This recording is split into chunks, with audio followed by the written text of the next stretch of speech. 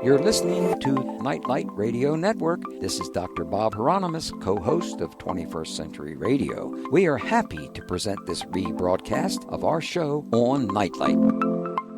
You guys sitting up straight out there? You better had. All right now.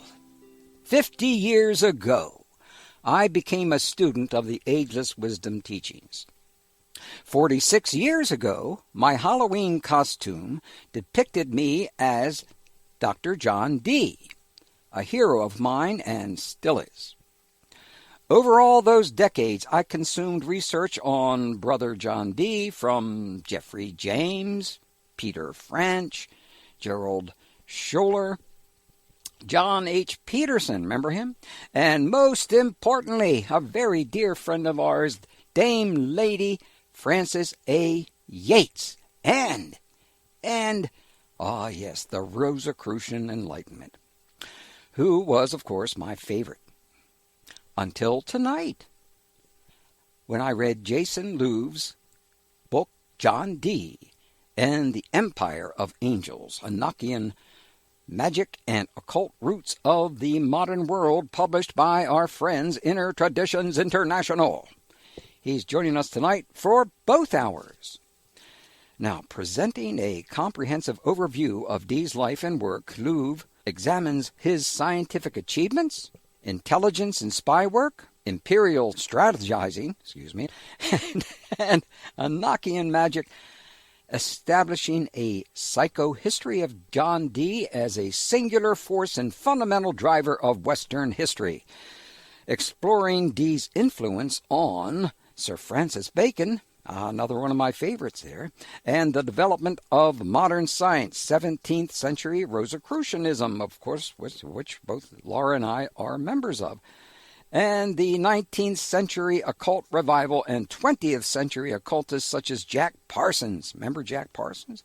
What about Aleister Crowley and Anton LaVey? Louvre shows how John Dee continues to impact science and the occult to this day. Jason Louvre is the author of 7 books, including Generation Hex, Ultra Culture, and The Psychic Bible. He runs the high-traffic site ultraculture.org and teaches courses on magic and spirituality at magick.me. He has written for many popular websites, including Boing Boing, Vice News, Motherboard, and Esquire Online, and he lives in Los Angeles, good old Los Angeles, and that's where the Woodstock bus is right now, getting all fixed up to come east. Welcome to 21st Century Radio, Jason. Oh, thanks for having me on. I'm super excited to be here. Well, and great to meet you. I'm more excited than you are. Don't you tell me. Are you sitting up straight? Yes, Yes. Well, we'll see. We'll sit up straight now. Okay. Now, it took me a long time to read your book, but I read every page, and it serves me right. Well, first, why don't you tell me this about yourself and your background? Sure. Okay. Well, yeah. I mean, I'm a journalist, as you mentioned, as you referred to, and I've been a writer for my whole life on various topics.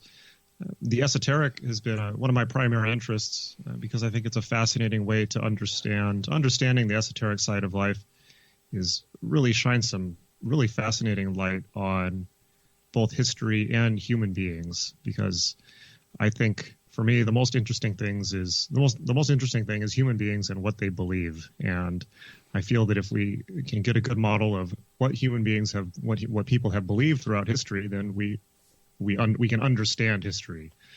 But I've certainly been involved in exploring the esoteric side of life in a journalistic and in a hands-on way for the last 20 years. And I've gone all over the world to learn about all kinds of things, from Nepali shamanism in the foothills of the Himalayas and yoga up higher in the Himalayas to, the Western magical tradition, alchemy, Kabbalah, ceremonial magic, all these things. And so I've had a lot of crazy adventures. And yeah, this is my 8th book and definitely the one that I'm most proud of so far. And it is a huge book, as you mentioned. Oh, yeah. But it's the best I've ever read. There's no doubt about that. That's high praise, especially you mentioned so many other great authors and who I feel I stand in the shadow of. So that's very high praise, Francis Yates and so on. Well, you're standing on all their shoulders, but now other people are going to have to stand on yours. Sure. Now, who was John Dee, and why was he important? So John Dee was the scientific advisor to Queen Elizabeth I in the 16th century in England. And he was a real Renaissance man. He's a guy that knew everything at a time when it was still possible to do that, when you could still learn and read all of the material that had been written. So he was a master of science and mathematics and astronomy and also the occult sciences like astrology and summoning spirits and all kinds of wild and woolly things. And he was, a true Mr. Wizard, as they say. Hey, just like you. Okay. Yeah, well, that's right. Why not? Yeah, and the reason that he's so important is because he really stood at the crossroads between the Dark Ages and the Renaissance and then the modern world. And he's the person that came up with the phrase British Empire. He's the person who invented and laid out the schematics, the plan for England colonizing the world and creating the British Empire. And he's the person that brought knowledge of higher mathematics to the British population for the first time. And the reason that's important is because in looking at this individual, we can see somebody who's almost, at least in my opinion, I won't say single-handedly responsible, but one of the top most responsible people for the way that world history turned and the creation of things like the British Empire and then, of course, America. And then, of course, and he's a pretty exciting character also because he spent over 10 years, maybe 20 years, attempting to contact angels because by his 50s, he decided that he had learned everything there was to learn about, from humans, of mortal science, and decided that if he was going to learn anything more, then he would have to speak to the angels themselves. And he left thousands of pages of diaries of his attempts to contact angels with a psychic named Edward Kelly, which are pretty, certainly fascinating, maybe a bit convincing and definitely harrowing in some parts. But he fascinates me because he's just a tremendous intellect and somebody who was able to see the world from so many different angles, scientific, mathematic, magical, and synthesize an incredibly compelling worldview, and a worldview that hasn't been written about. I felt had not been written about fully, and so I felt compelled to do the definitive book about it. Well, you deserve at least 2 PhDs on this book. Thank you. Yeah, you do. You do. But the point is, it's that kind of quality work. Anyway, you note that the influence of Dee's, the angelic system he and Kelly delivered to the world can be found in an astonishing number of major turning points of Western history since Dee's death. Would you please give us just a few examples of that? Absolutely.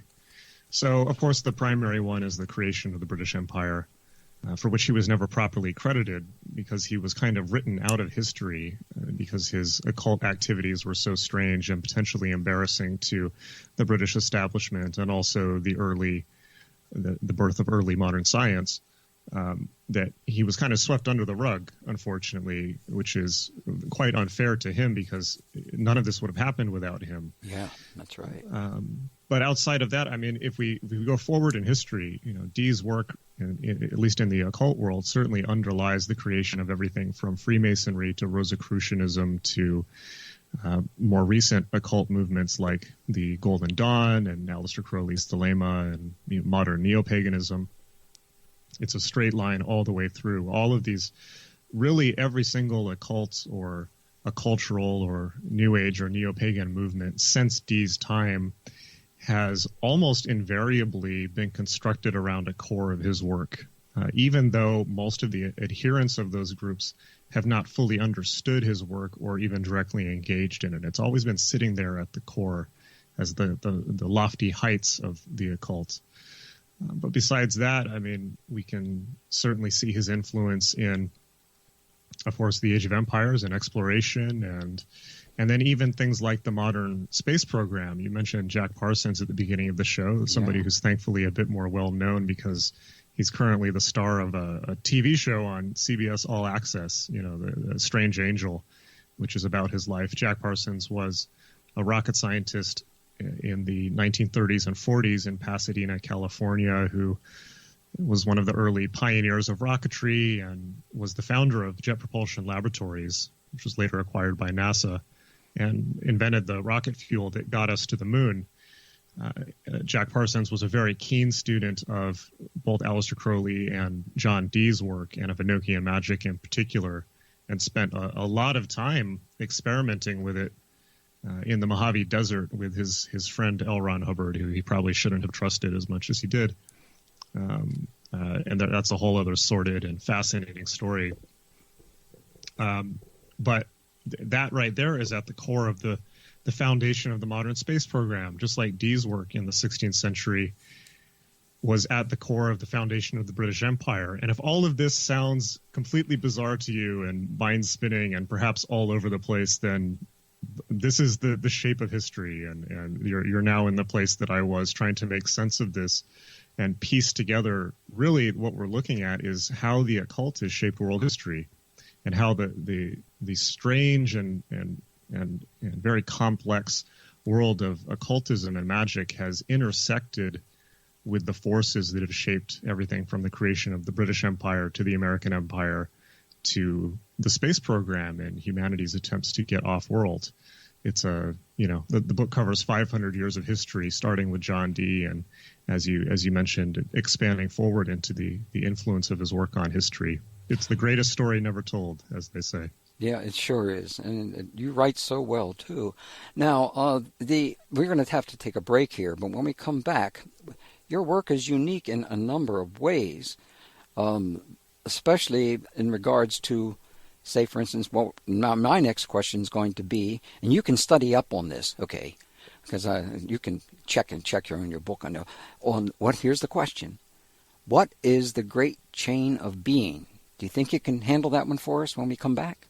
Absolutely. Good going. All right. Time out here on the playing field with Jason Louv, John Dee and the Empire of Angels, Enochian Magick, and the Occult Roots of the Modern World, Inner Traditions International, on the web, jasonlouv.com, or here's an easier one, magic.me. That's a pretty good one.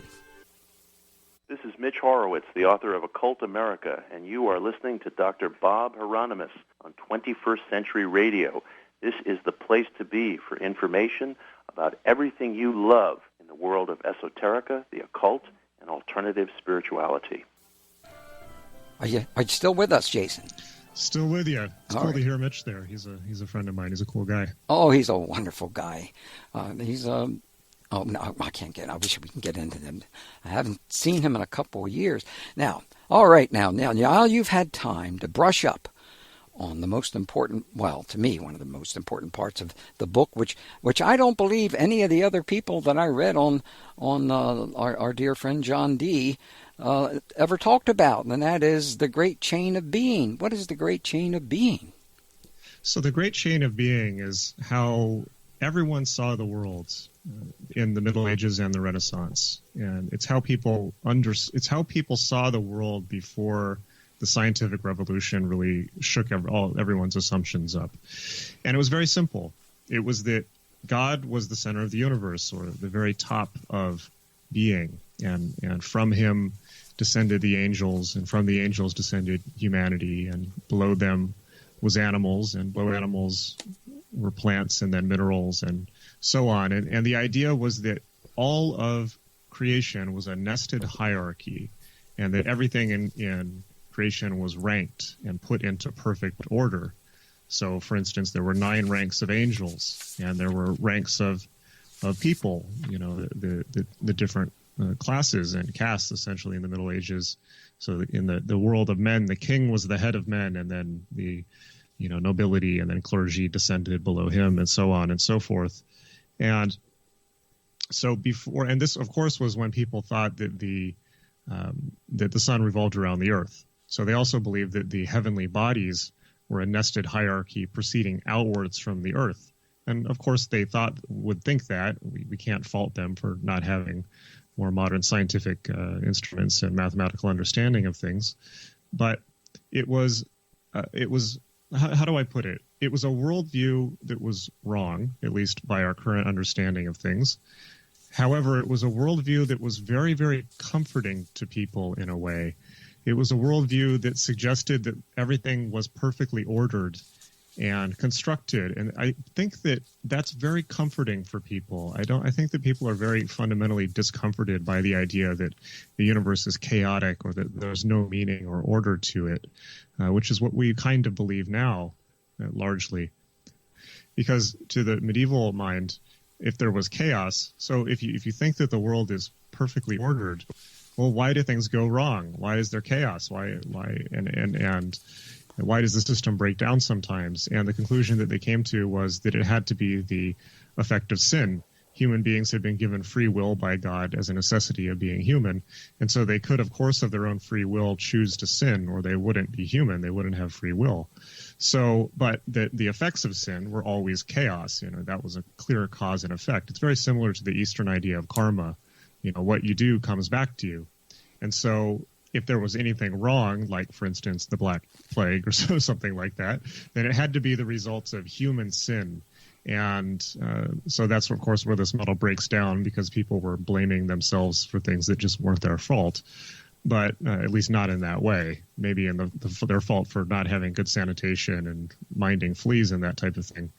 But this was the medieval view of the world. And so the reason that this was important is, for esoteric thinkers, it meant that reality could not only be understood, but that one could come closer to God by ceasing one's, overcoming one's own sinful nature, and thereby ascending the great chain of being. To become more like the angels was to reach upward on the scale of evolution, an idea that's also very common in Eastern mysticism and Sufism and things like that. So the idea was, to become more like the angels, one would have to speak to the angels, and this is where magic came in. The whole point of white magic, if we might call it that, was to come closer to God by speaking with his spiritual intermediaries, angels, because as we all know in our own lives, the people that we spend all of our time with are the people that we become. If you have a positive and supportive group of friends, you're going to be very different than if you have a group of friends who are not supportive and are backbiting and destructive and that type of thing. But if your circle of acquaintances is angels, well, then you're going to become much more like them simply by the effect of peer pressure.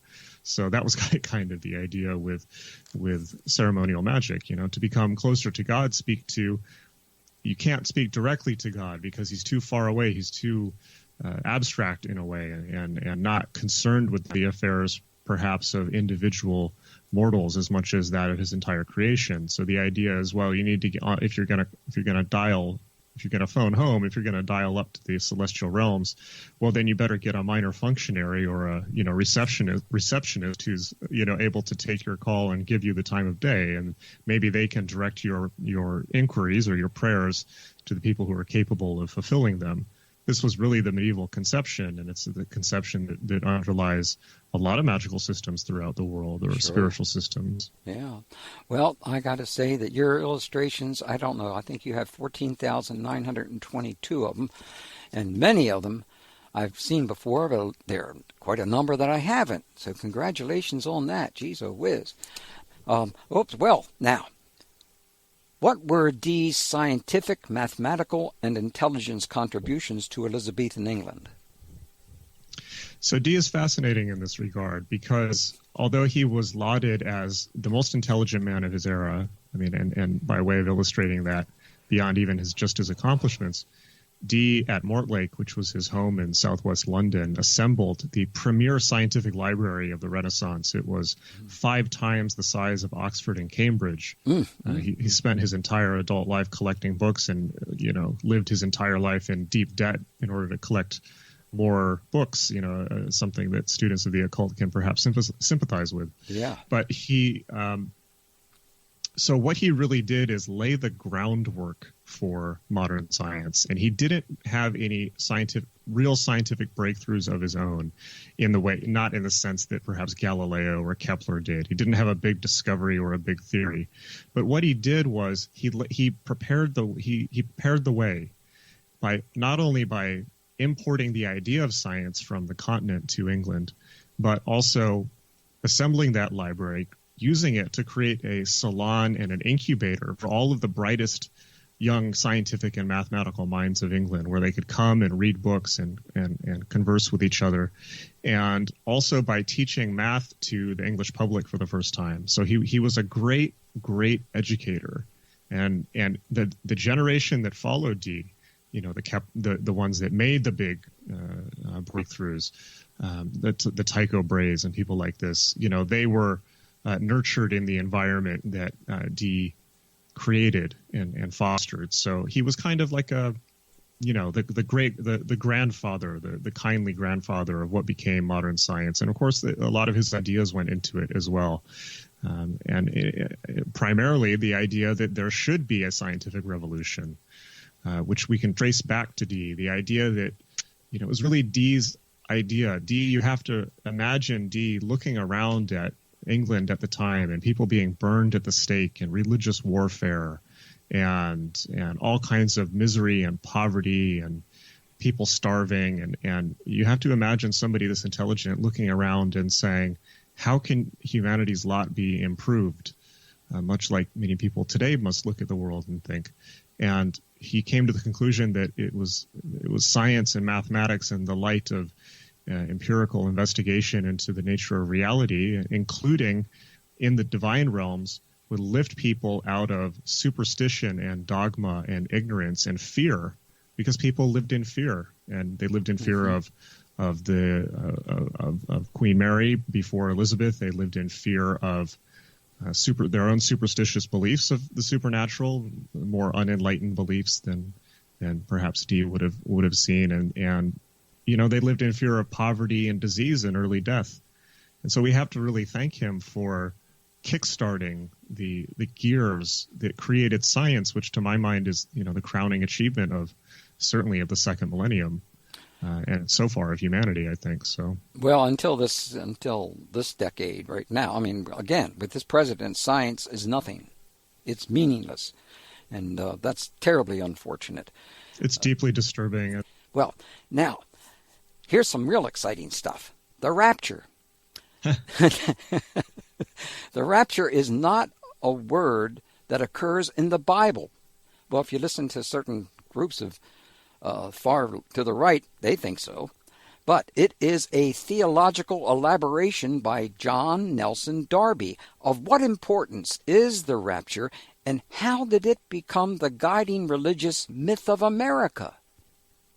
Well, that's a big question, and it's a pretty central question to now. I mean, you mentioned Trump, and of course, it's deeply disturbing and depressing to me to see that the topic of my book is not so much historical anymore, because I think that we're on the verge of sliding back into the Dark Ages, and that's why it's important for us to cherish and uphold science. And it's crazy that it's even in danger. And that's right. That's shocking. Exactly right. And so, you might imagine that, I've gotten into some interesting conversations with people, because you might imagine that somebody like me, who's traditionally been interested in the mystic side of life and that type of thing, would be against science, but it's absolutely the opposite. I think the most important thing right now is to keep the light of science held high, and it deeply disturbs me to see the backward slide into ignorance and conspiratorial thinking and anti-science attitudes and superstition that we're seeing sweep the world. And John Dee's urge to enlighten humanity and liberate it from the tides of superstition and tyranny is even more relevant than certainly a few years ago.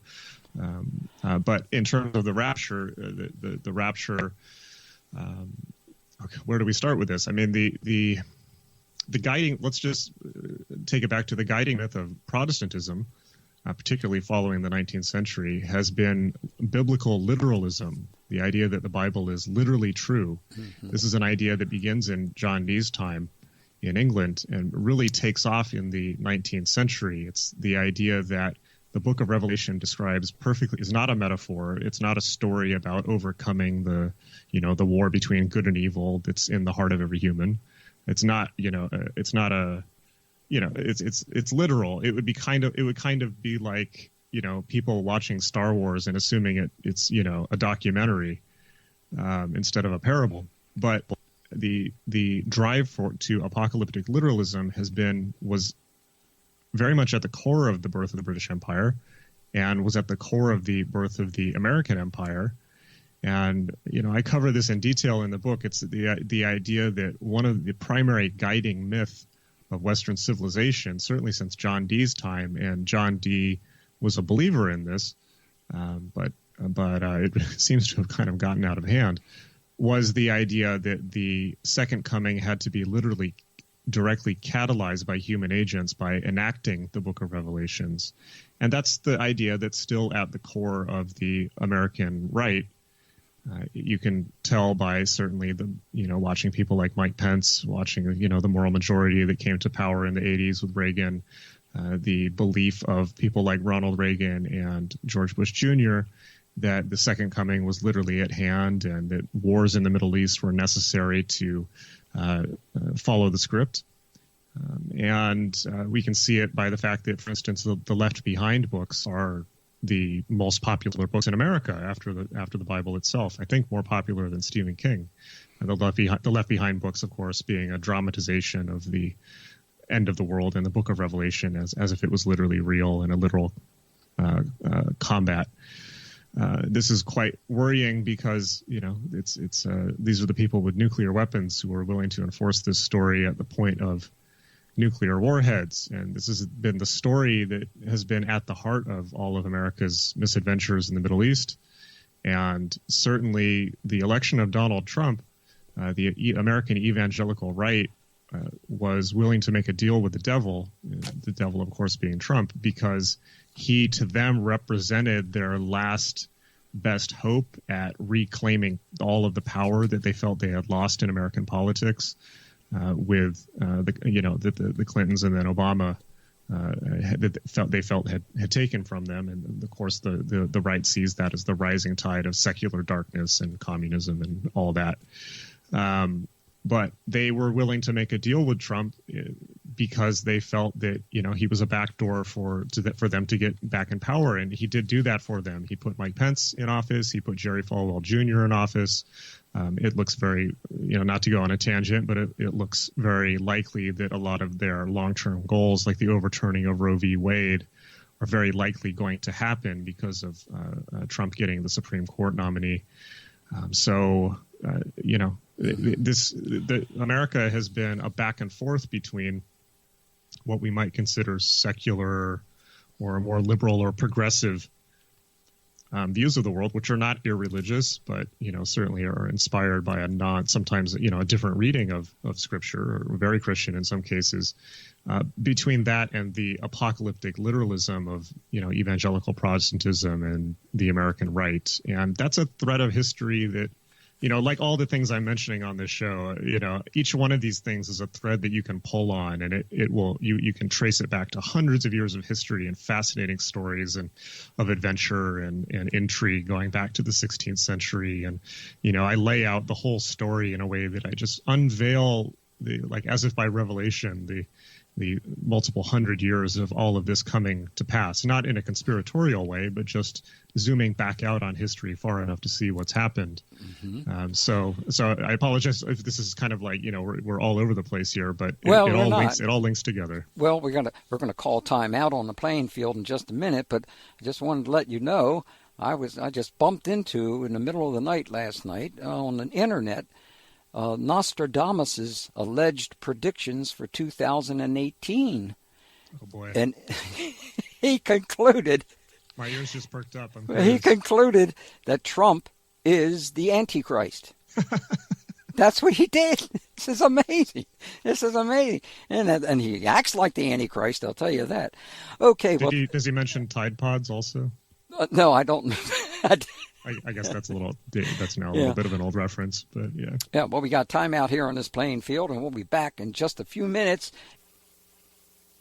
Hi, I'm Raven Gramassi, author of over 20 books on inner mystery traditions and pre-Christian European spirituality. You can find out more about my work at my website, houseofgramassi.com. And you're listening to 21st Century Radio with Dr. Bob Hieronymus. Okay, now, Jason, who was Edward Kelly? So Edward Kelly was a very disreputable character. He was a psychic and a very one of ill repute at that. So Dee we've covered, and Dee you probably have gotten a sense of, was very intellectual and up in his head, very analytical character, and sometimes people who are very intellectual have a problem getting in touch with the more subtle side, the emotional side of life, or the intuitive side. And that was John Dee's issue. He knew everything there was to know about the occult, but he didn't have any intuitive gifts of his own. And so what he ended up doing was using people who were called scryers. And scryer was a common profession in England at the time. A scryer is essentially somebody who would go around the countryside door to door in some cases, making predictions by looking into using a crystal ball to fortune tell. Similar, and these were very common, but not particularly looked well on socially. It's very similar to how perhaps we see phone psychics today, or psychics who have shops on street corners and that type of thing. So that was Kelly's deal. But Kelly had also been accused of many criminal deeds. He'd had his ears cut off for forging, and had been accused of necromancy and summoning corpses from the grave and trafficking with demons and all kinds of stuff, which was probably exaggerated, although perhaps not. And Kelly arrived at Mortlake as a result of a talent scout that Dee had employed to find scryers for him. And despite his kind of miasma of nefariousness, Kelly was extremely talented, and he was able to had very clear and precise psychic sight, or at least was good enough, a good enough con man to convince Dee of this. And he and Dee formed a working partnership that lasted about 7 years, of Dee doing magical rituals, and then Kelly going into a light trance state and telling Dee what he saw in the spirit world. So it would be Dee doing rituals and Kelly saying what was happening on the other side.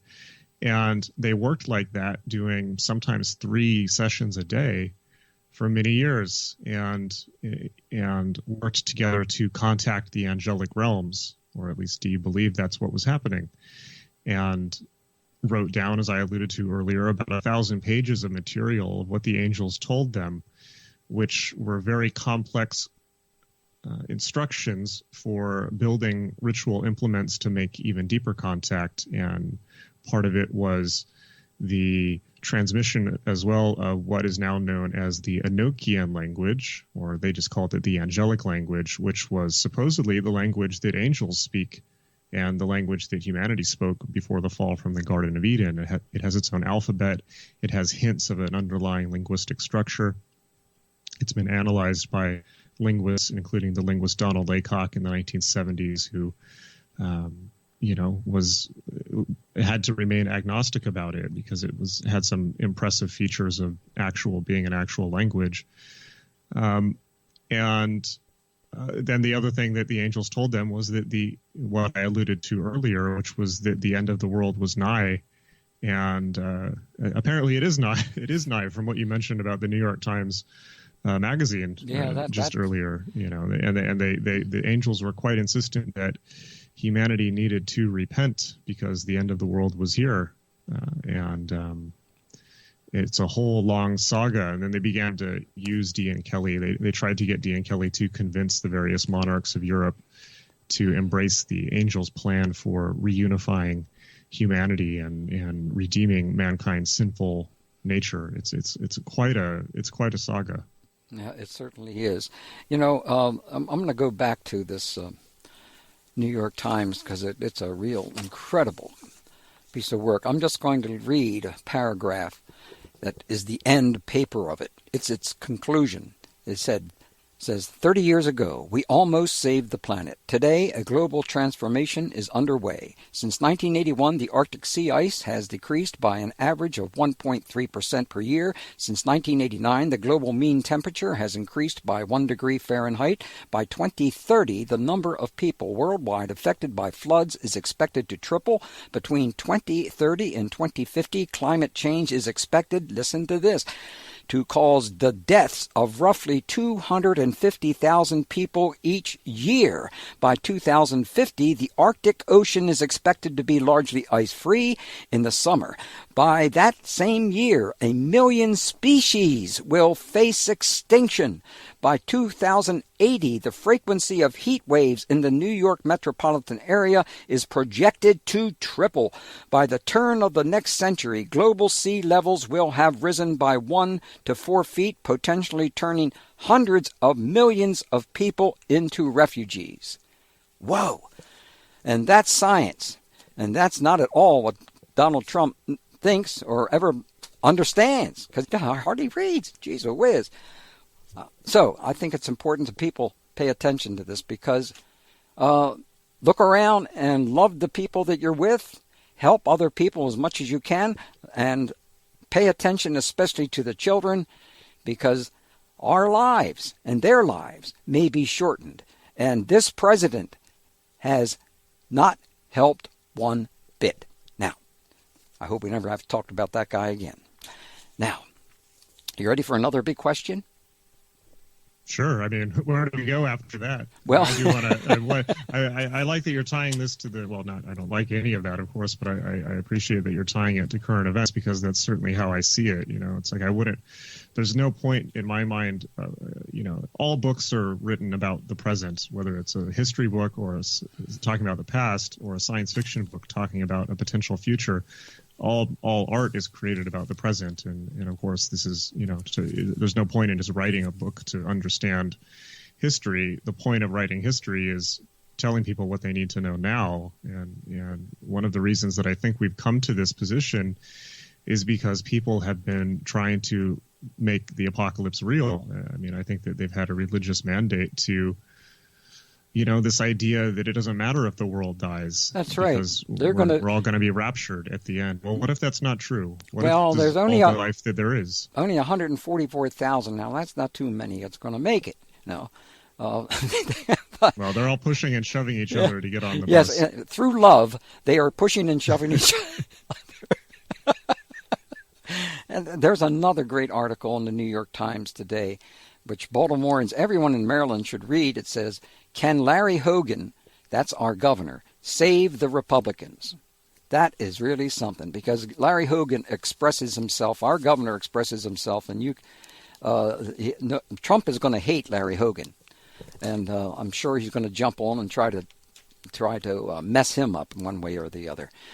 Well, just as an aside, I mean, we're kind of getting off territory here, but I do think I do want to.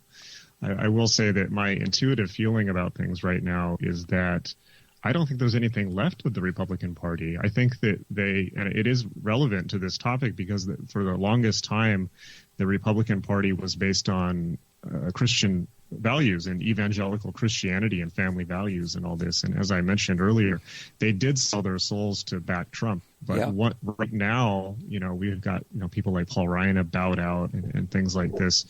Right now, the only thing that's holding the GOP together is Trump's force of personality. That's it. And he's getting, you know, he's not healthy. You know, it's like, so I think that at some point the Trump inevitably will falter, and when that happens, I think that they're going to rush to see who can sink their fangs in first as so-called Republican allies, and at that point, I don't think there's going to be anything left of the GOP. I think that this might be the last gasp of it in a way, and whatever emerges after that, I don't know. Maybe it could be worse. Maybe it could just be, you know, alt-right neo-Nazi populist fascism, but I think that this is it for at least the evangelical right. Well, time out here on the playing field. you're going to take a break, Jason. If you got something to do, you have to twist the night away or whatever you got to do, we'll see you back in a couple minutes. Our guest is Jason Louv, John Dee and the Empire of Angels, Enochian Magick and the Occult Roots of the Modern World, Inner Traditions International, on the web at jasonlouv.com or magick.me. There, okay. Boy, Jason, you still there? Still there. That's Magick with a K, by the way, Magick, where I teach magic, shamanism, ritual, all that great stuff. All the great stuff. And all the great stuff that a lot of people are going to be studying in the future because things are going to change radically. We're going to have to turn inwards. Let's face it. I agree. At this point, I will say that, I've been into this stuff for 20 years now, and nobody ever took it seriously. It was like, oh yeah, okay, whatever. But now everything's so twisted and desperate that people are like, why not? Well, let's see. I have so many good questions I got to ask you. Literal readings of the scripture were inevitable, a consequence of the printing press. That's what I learned from you. And I didn't want to spend much time on that, but I did want to mention that.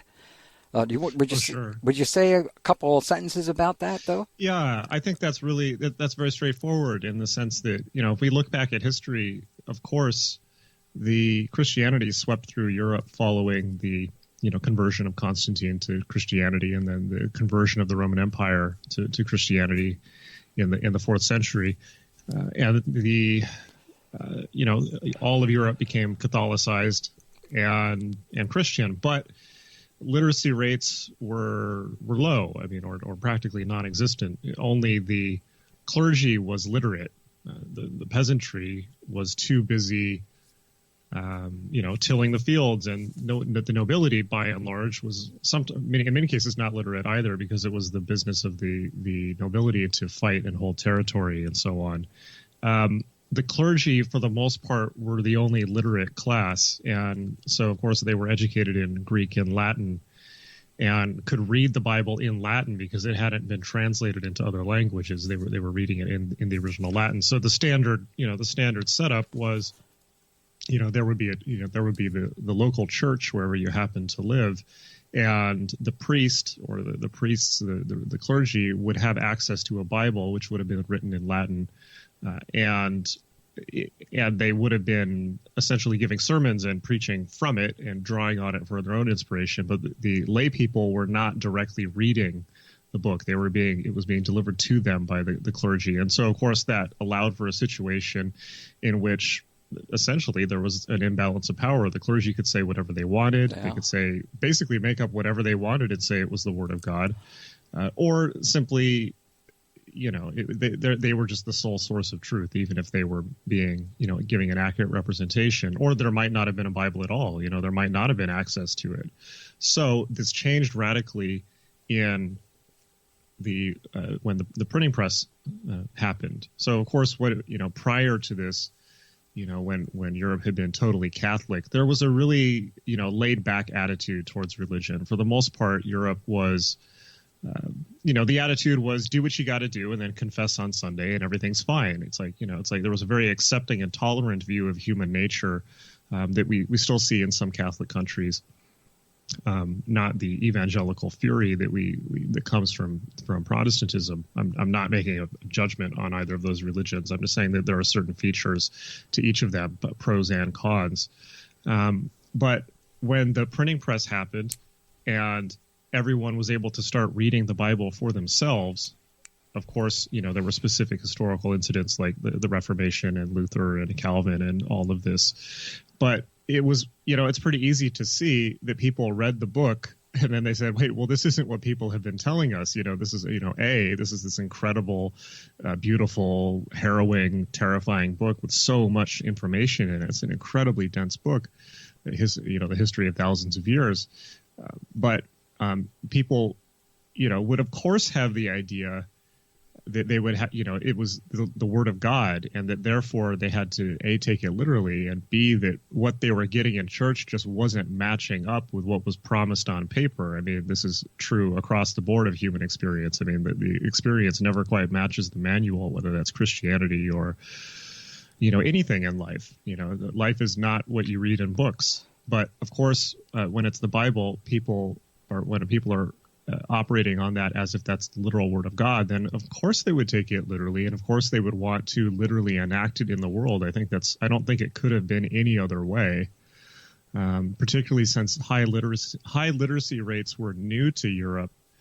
It was one thing that for people to start reading in larger numbers, that's a quantum leap for humanity to then, or certainly European civilization at that time, to then expect people to understand abstract thinking and metaphor and literary analysis and be able to understand that what they're reading is perhaps not literally true, but is a parable and a metaphor about human nature, and that, for instance, the war between God and Satan in Revelation represents a deeper truth, the truth of the war between good and evil in every human heart, and is a dramatization of that, just like modern movies are in a way, but like religions across the world are filled with stories like that. For instance, the Ramayana in Hinduism, the Mahabharata War, or the Romance of the Three Kingdoms in China.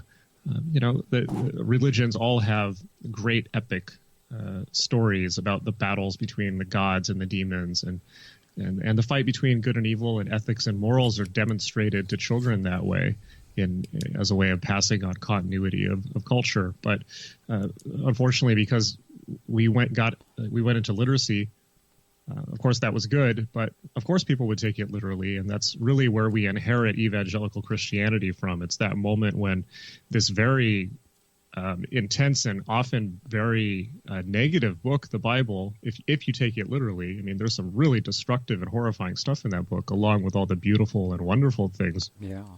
It's that moment of the collision of a newly literate, peasantry and a newly literate society, let's just say, with a book that is pretty frightening if you take it literally. We're still in the shadow of that. Well, or also at that time period, and went for centuries, women were not allowed to read the Bible. There are stories that I've read before that they would, if they were found reading the Bible, they had some serious problems. So I'm glad that that's changed. At least superficially, it's changed anyway. Sure. Well, I think that medieval Europe is, there are some parts of the Middle East that are very similar. It's like what we see in some, there are many parts of the world that are still religious. America's becoming one of them very quickly, but there are lots of parts of the world that are similar to what Europe was at the time, which was an extremely repressive theocracy. Yeah. Well, I got a real tough question for you right now, so you better get ready for this one. Oh, good. It is your contention that the angelic system of John Dee and Edward Kelly has been the central core of Western esoteric tradition in its post-Renaissance form, and has been at the heart of Rosicrucianism and Scottish Rite Freemasonry, the Golden Dawn, Telema. Now, I want you to elaborate on that idea, but I also wanted to point out that there has been, especially from the far right, the damning, literally, of anyone that gets involved in any secret society like Freemasonry or Rosicrucians. And that really has been, to me, extremely destructive. What do you got to say about that? Yeah, absolutely. This is, if you're interested in this stuff and you live in America, it's never far from your mind. But this is one of the great ironies of spirituality and religious history, because both of these things really do come from the same place. Yep, that's right. They're maybe, it's some sibling rivalry. But, well, first, let's do this. What is the occult, right? What is Western esotericism? Because that's a big enough subject. It's something that's so poorly understood. Everybody has conceptions about it, from Hollywood or from the religious propaganda that you've mentioned. And so let's clearly define what it is. So earlier, we talked about the great chain of being, and the idea that one could, see the universe as a coherent pattern.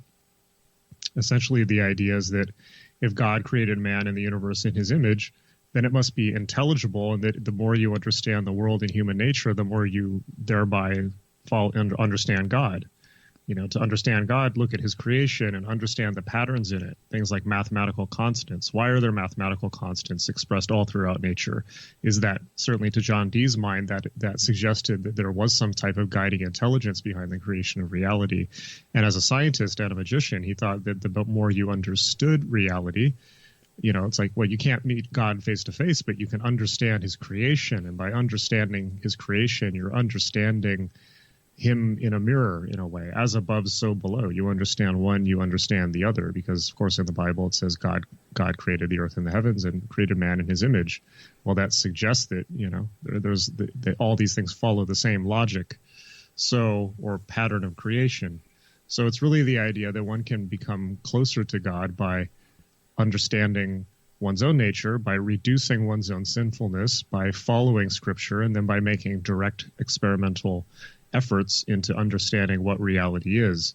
That one can thereby understand nature. If one can understand the laws by which God created everything, then one can, at least the Hermeticists thought, participate in that creation, or at the very least dance according to the tune. If you can see the script and the writing on the walls of eternity, then you can follow it and know your role in life. And at the very least, this is a great goal for people, to know their role in life and know what's been set out for them in the divine plan. Mm-hmm. But it turns out to be easier said than done, because people have so many distractions and they're so easily distracted by their lower nature and that type of thing. So that's really what magic is. And these ideas were formalized as time went on into Rosicrucianism, Freemasonry, the Golden Dawn, things like that. But they were still in embryonic form during Dee's time, or not embryonic, it was all there, but it just hadn't been quite so formalized. That's really what the occult is. The occult, Western esotericism, is the secret spiritual tradition in Western culture, just like, perhaps there are certainly secret, inner esoteric traditions in other cultures. So, Sufism in Islam, or Tantra in Buddhism and Hinduism and that type of thing. And that's really what the Western esotericism is. And so Dee, to my mind, is the greatest practitioner of the field. He's really the central figure of the whole thing. And what Dee did is synthesize all of the intellectual streams that had been floating around Europe at that time in the occult and into a coherent whole, and then made, at least to his mind, made contact with the angels, and the angels claimed to deliver Enochian, which is what everyone wanted. They wanted to know the primal language of reality. They wanted to know how God created existence, and the angels delivered those schematics to Dee and Kelly. What that means is that ever since, all these secret societies that have sprouted up, Dee really fulfilled the goals of the Western esoteric tradition in the 16th century. His work was the crowning achievement of the field. And then from there, what happened was the birth of modern science, because the same fundamental suppositions, the idea that one could change reality by experimenting on it, became modern science, and they just became more about the material world than the spiritual world. And then there was a clear line of evolution from alchemy and magic into science. But the spiritual side lingered on and continued in the underground, and it had to continue in the underground because of the fear of church persecution. And Dee fulfilled the goals by delivering Enochian in a way. And so what that means is that ever since, the small occult groups that have sprouted up throughout history have really been trying to come to terms with what he did. And Enochian has made its way into all of these systems, and particularly the Golden Dawn and Thelema. And it really wasn't until the end of the 19th century and the beginning of the 20th century that people really started to make headway with Dee's work again. And that, of course, was the Golden Dawn and Crowley, who I also cover in the book. But yeah, it's right there. It's the driving force of the whole thing. And the driving force of our whole thing right now is to take a break. That's what we got to do. Rules and regulations, 506 of the Penal Code. And we always pay attention to those penal codes. And one of the things that you mentioned earlier was about John Dee's library. and the size of it, bigger than anybody, just about bigger than anybody else. And yet he was poor. And he went out and bought so many books, but then he actually gave away little parts of libraries to people. Just an extraordinary soul. Hello, this is Edgar Evans Casey, the son of Edgar Casey, the famous psychic. This is 21st Century Radio, and I'm speaking with Dr. Bob Hieronymus. Now, what is Hermetic magic? Yes. Well, Hermetic magic is very simple, and it's summarized by one lyric from a song from the 80s by the band The Smiths. It's nature is a language can't you read? Oh. And it's what I've alluded to earlier, the idea that everything is similar. Really the universe is one thing, one substance, as it says in the Emerald Tablet of Hermes. If everything is one thing, then the same signature repeats on all levels. It's very similar to a hologram. So if you take and I mean not a projected hologram, but a traditional hologram, you might remember getting baseball cards that were holographic or something like that, sure. Like a hologram you could hold and you move and the image moves. Now, if you take a printed hologram, and you cut it up, every single piece that you cut up will have the exact same image. It'll just be smaller. This is how the Hermeticists saw the world. They thought that, as William Blake said, you could contemplate eternity within a grain of sand. That the universe and man and plants and animals and God and everything follows the same structure. One way you can see this or demonstrate this to yourself, if this is perhaps alluding to something that might be true, is to look at pictures of nebulas.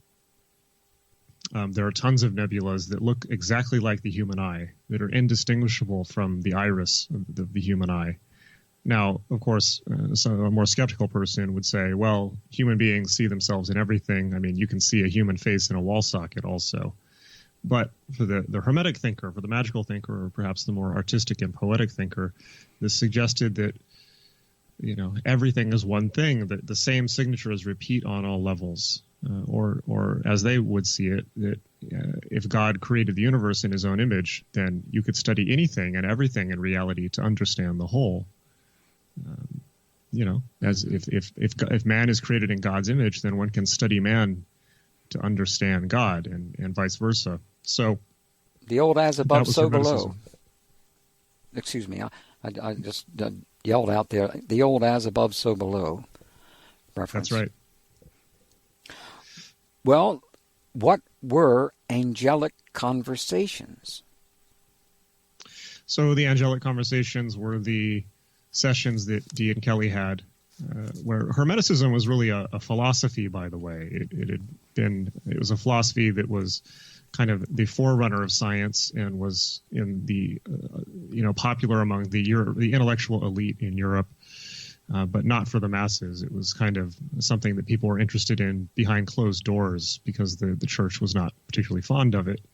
But operative magic was something else completely. Hermeticism, if Hermeticism was a philosophy, I like to look at it like this.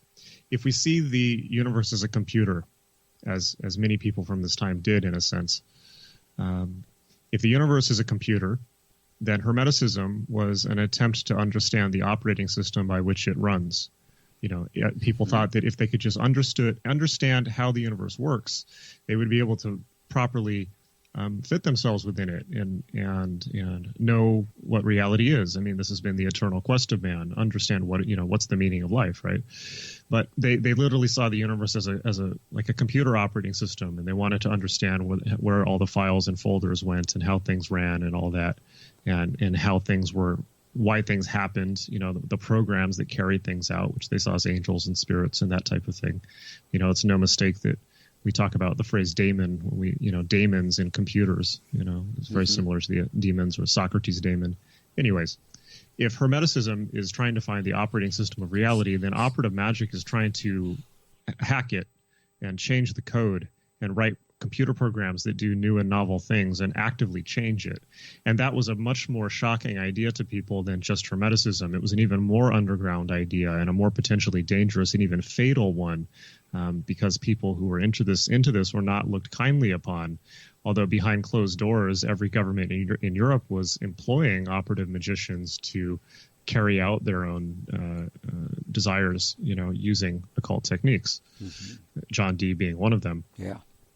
So the angelic sessions were Dee's attempt. Now we have to remember that Dee was the most highly trained scientist of his day, the brightest individual, the most advanced mathematical thinker, at least in England, and it's fascinating to see somebody with a mind like that, a trained scientist, bring that intellect and that level of rigor to the field of the occult, because the type of people that usually become interested in the occult are not so intellectually erudite or well-trained or scientifically minded. It's actually a very, very rare thing. So Dee brought a whole new level of rigor and precision to it, and the results were the Angelic Conversations, from which they retrieved the Enochian system and the Enochian language, which were written up in Dee's various books, which are now in the British Library, and that have been drawn upon by all these occult groups to try and resurrect what they can of Dee's work.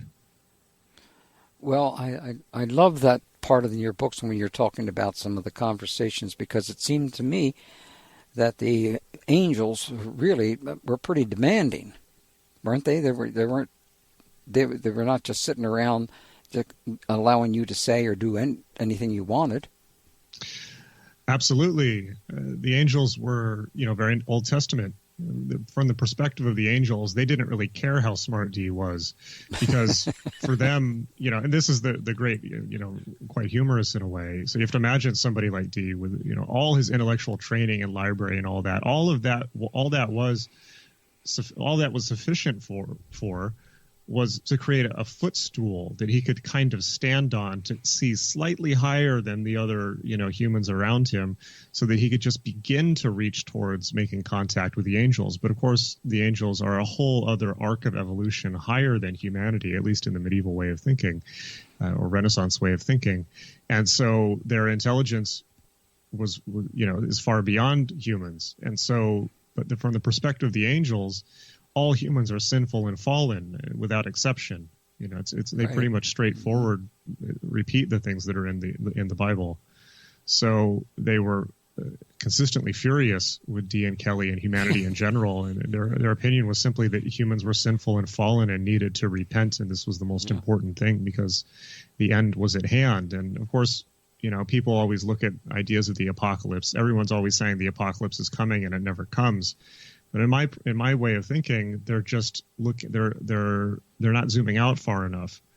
I think that if things like, I'm agnostic, but if things like spirits and angels and so forth really exist, they very likely see time very differently than human beings. Human beings have very short lifespans, 70, 80 years, and that's it.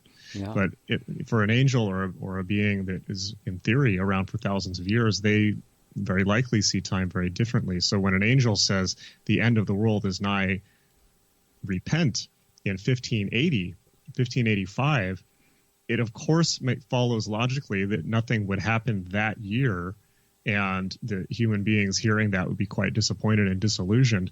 But just pull back a little bit. Here we are, it's 2018, and you've just said that, the New York Times has said that we've passed the threshold for any potential to save the world.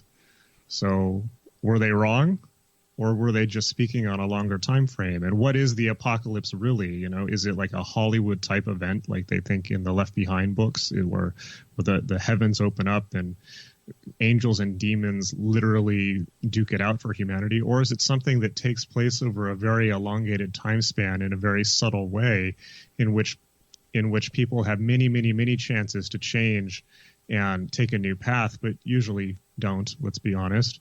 And it's, is it a slow, long degradation of the natural world and mankind and human dignity and human institutions and mankind's connection with the divine realms, a slow slide into oblivion, rather than some Hollywood type one-off event? Well, I'm going to change course here for just a minute. My favorite research on Dr. John Dee, and I know he wasn't really a a doctor, I would have given him 5 PhDs, is that found in the research books of Dame Frances Yates, who was my most favorite until I bumped into your book. What was her perspective? She's wonderful. Isn't she? Oh gosh, that's quite a compliment, by the way. Thank you so much. Well, but it's true. It's true because the perspective I needed was a bit more scientific than hers from that standpoint, and that's what I know you understand, and that's really, really key. But she was such a lovely lady, but could you tell us what was her perspective on John Dee? But I'm still going to call him Dr. John Dee. Yeah. It sounds cool, right? Yeah. Dame Frances Yates, a brilliant academic, just centrally important to both. She's centrally important to our understanding of history and science, but also, she was an academic in the 50s and 60s and 70s, and without her, there would be no serious academic study of the occult. It would have remained written off to history. Basically, the Yates thesis, as it's called, her real contribution to the field, outside of many brilliant books. Her main thesis was that science was born out of alchemy. Prior to her work, people thought that alchemy was an aberration, that it wasn't in continuum with anything else, that there was just this crazy thing that people believed, and it was just pure superstition. And what she revealed through her work and her academic work is that actually it was all one continuum, that there was alchemy and magic, and the ideas of alchemy and magic were slowly refined into modern science. And it makes perfect sense. It's just like the more fantastic things that you read in the grimoires, or people like Cornelius Agrippa, the conjurations of demons and the direct alteration of reality and things like this. People were often disappointed when it didn't work, but the same general ideas, the idea that you could change reality, the idea that you had to undertake operations or rituals, this just became scientific experiments. The alchemist chamber became the scientist's laboratory, and people just began to refine the methods and refine the philosophy over time, and they began to focus more on the material world. And they never learned how to turn lead into gold, but just because that didn't quite work out for them, the same people who were trying to solve that problem went on unsuccessfully, went on to, or inspired other people who went on to successfully solve other problems, like the creation of the telescope, the birth of modern medicine, the creation of Francis Bacon's the Baconian method, which became the scientific method. And so Frances Yates basically said, alchemy is the parent of science, and that revolutionized the entire field. And it was the first time that the academia was forced to really seriously take a look at magic and say, actually, she's right. This is a whole part of history that we have just been we've ignored, and it's not like nothing happened before the creation of the Royal Society. So that's the Yates thesis. And then she went on to talk at length about the philosophy of people like Giordano Bruno and John Dee and Francis Bacon, and really showed how during the time science and spirituality were united, and there was really one intellectual quest. And this is the way that I see it too. There was one true intellectual quest, the pure intellectual quest, whether it's of science, of magic, of art, of literature, or whatever it is. And that's to redeem humanity, to enlighten humanity, to improve the lot of humanity. And the perspective that people had at the time is the tools didn't matter. Whether it's science or magic, they saw it all as one thing.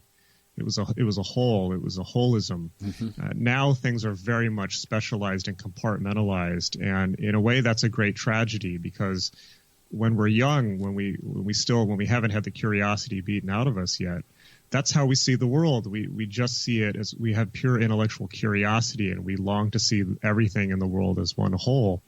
But it's, then as time goes on, we're forced to focus just on one tiny corner of reality, whatever our job happens to become, and what role we end up playing in society. And then, of course, within the sciences, things are so specialized now that, scientists are not, certainly the way that the structure works, it just doesn't make sense financially to know everything, nor is it possible anymore. So, now people are become very, very specialized and are within their own track and in their own world. And there's wonderful, wonderful things about that. Well, I love the idea of whole system thinking. Well, we have to put that on pause there. We're running out of time, and I've got so many more questions. You're so good at this. Congratulations. You just won a free trip to Bermuda and maybe a new haircut. Do you need a new haircut? I very much need a new haircut and a trip to Bermuda. That would be lovely. Yeah, we'll try to put them both together. But time out here on the playing field with Jason Louv. This is Elaine Pagels, author of the Gnostic Gospels, and also of a new book called Revelations, Visions, Prophecy, and Politics in the Book of Revelation. I'm a professor of religion at Princeton University, and you are listening to 21st Century Radio with Dr. Bob Hieronymus. Boy, did she teach me a lot. Well, another person that's taught me a hell of a lot is Jason Louv, and he's with us now, and we're in the last 20 minutes of the show. I wish we had more time, but we don't. John D. and the Empire of Angels. So let's get back to Jason here. Jason, we're in the last minutes of this, Jason, and I've got to be careful about my questions here. Enochian magic, well, how does it work? Oh, well, by the way, how cool to hear from Elaine Pagels. Her book Revelations was very, very helpful. Was it? Yeah. In my research. She's great. She's wonderful. Yeah. So Enochian magic. Enochian magic, in my experience, is the one type of magic that works like it does in the movies, meaning you read something from an incantation from a page and something dramatic happens. And by something dramatic, I mean a radical alteration in your perceptions of reality. Enochian is a vast and massive system. It's hard to encapsulate, but learning it is very similar to learning some type of advanced computer programming language or something like that, or perhaps learning the intricacies of how a physical computer is put together, along with learning the programming language in the case of the Enochian language. Enochian is a system for taking a unevolved human being, a very animalistic in outlook human being, and enlightening them. It's the closest system that Western magic has to what the Eastern systems call enlightenment, and they have yogic techniques and various other meditative techniques for getting there. Western magic has Enochian, which is a very direct path, so direct that it can be quite apocalyptic in a sense. Apocalyptic meaning the person that goes into Enochian magic does not come out the same person on the other side. The narrative that one takes into that of who they are doesn't get to survive. So it's not a light matter. It's not for dabblers.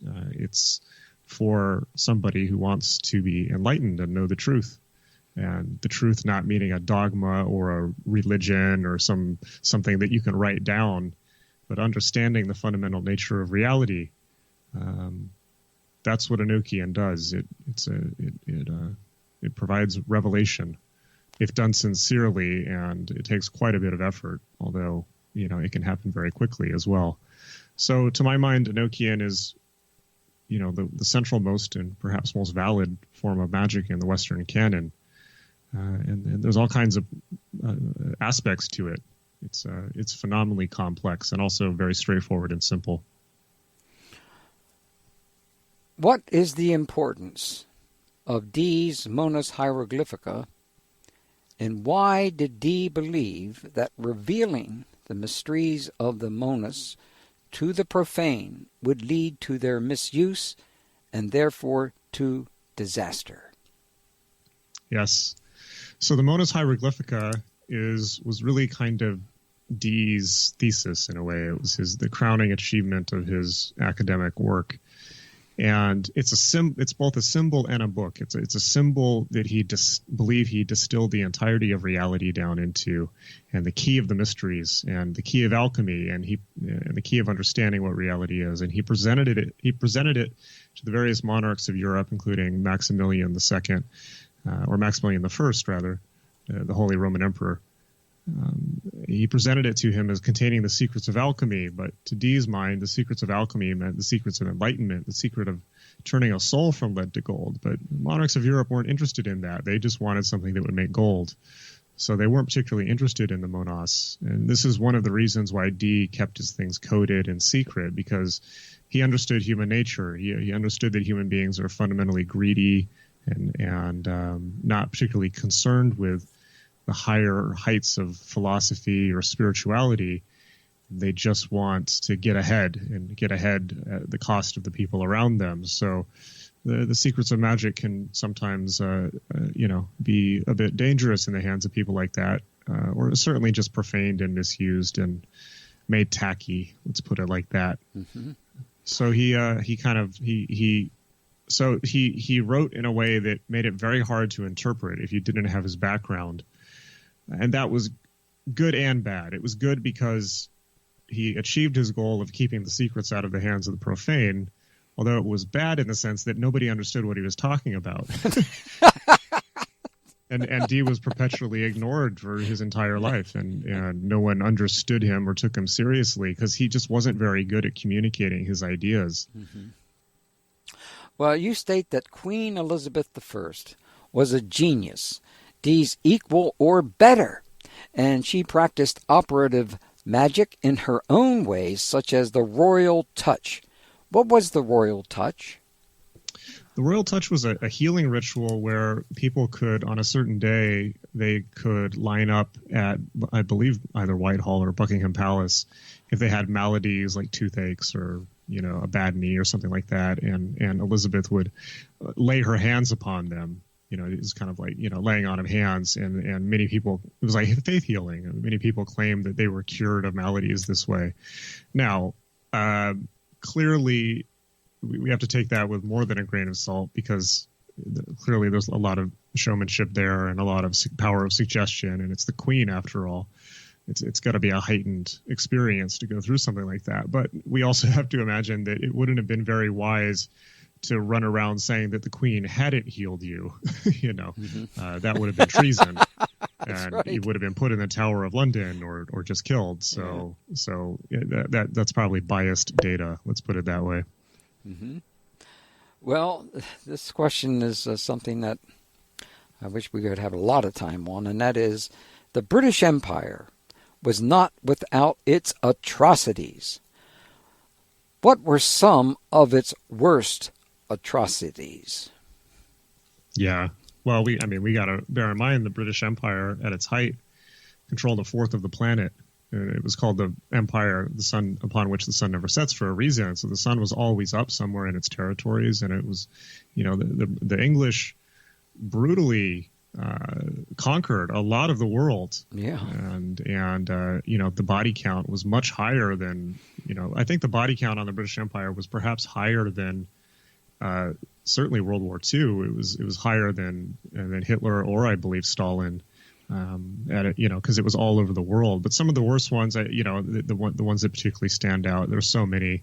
But the famine in Bengal, 19 million Bengalis were starved, under the Raj. There were insurgencies and, very cruelly put down in Papua New Guinea and Australia. Of course, if we see if we see America as in some senses an extension of the British Empire, then we have to factor in all of the genocides of the genocide of the Native American Indians, which is incalculable. They just there's no way to get a precise number on it, particularly because of the spread of smallpox and things like that. So a lot of the world was, brutally, there was some very, very some huge atrocities, and there have been some historians, particularly Neil Ferguson, who have said that the British Empire, despite all that, was still the most humane and liberal of all the empires, and that the other world empires, particularly Spain and the French, were far more savage, and that it was England, the English Empire, was the best of all possible empires, but. He's very iconoclastic. The truth is, a lot of people died and a lot of people suffered, and a lot of it was done in the name of the spread of Christianity and the civilizing force of England, and that England was here to civilize and save the world. And that's real. I mean, we still live in the shadow of that suffering. And of course, it wasn't just the English, it was all the imperial powers. But we can't ignore that either. I mean, the death toll was massive. And by the way, a lot of the death toll we just don't know because the British Foreign Office illegally destroyed a lot of the files for it in the 1960s. That's happening now, by the way. I mean, Trump is very busy destroying a lot of the records of his administration. So there's a lot when the history books are written. There's a lot about the Trump administration that we just may not know. We may not ever know the extent of, for instance, what they've done at the border, or what they've done to people trying to come into the country and things like that, I suspect that there's a lot of what's happening right now we don't know about and will come out, and people will ask, how could this have happened? Well, right under our noses. Well, it's like people have been telling us that this has been happening, but we haven't been paying attention to the things like concentration camps being built in America for people trying to come into the country and this type of thing. And so it's very likely that we, just as an aside, just because history does repeat, and that's the point of studying history, it's very likely that a lot of, more information will come out, but it's possible that we may not ever know the extent of what's happening right now, because Trump, much like the British Empire, the Trump administration is very actively shredding their files and destroying records of what their administration has done. I think because they know their time is limited, and as soon as their power wanes, it's they're going to have to watch. Things will be very different. Well, there certainly is, and the Republican Party will be destroyed, which is very unfortunate, because I knew a lot of good Republicans. I still am friends with some, but none of them like Trump, though, from that standpoint. It is unfortunate, and that's what I was alluding to. I think that the core, the good core of the Republican Party, the good fiscal, the compassionate conservatism, if you will. I mean, maybe not even that, but we're out of time. We're out of time. Okay. Thank you for joining us, Jason. Hang on the line. And that's the show. 21st Century Radio is produced by Hieronymus and Company. Our executive producer and research assistant is Laura Courtner. Our engineer is Anita Brockington. And I'm Dr. Bob Hieronymus.